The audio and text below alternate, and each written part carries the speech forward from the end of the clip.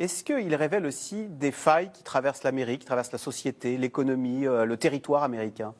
Oui, bien sûr. Cette épidémie révèle des vulnérabilités, des fragilités, des failles partout. Elle ne pardonne pas de ce point de vue-là. Elle sert vraiment de révélateur. Alors, dans le cas des États-Unis, je pense qu'on peut dire au moins trois choses. Donc, il y a d'abord la taille du territoire. En effet, on en a parlé. Donc, avec un virus qui démarre plutôt sur les côtes, qui va progresser vers l'intérieur du territoire. Et donc, on peut imaginer aussi que l'épidémie va être très longue à contrôler au fur et à mesure que cette petite bête circule.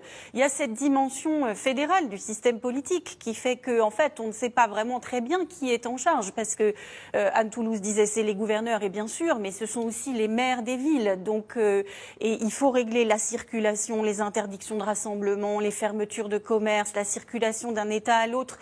Donc on comprend aussi que tout ça donne lieu à une gestion un peu cacophonique. Donc vous auriez un extrême par rapport à la Chine, par exemple, où tout est très centralisé, tout contrôlé, on sait qui décide quoi.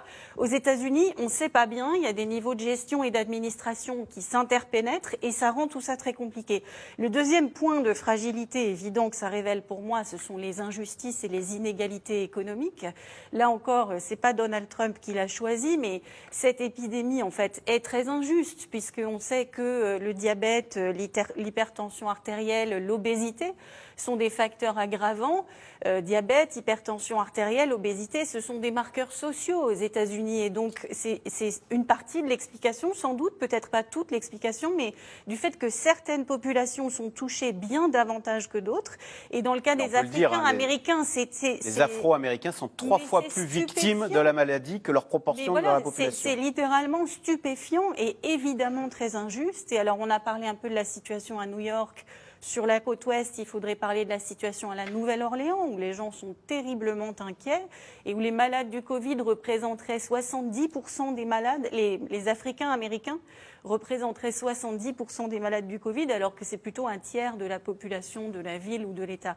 Le troisième point de fragilité, on y a déjà fait référence aussi, c'est le système de santé.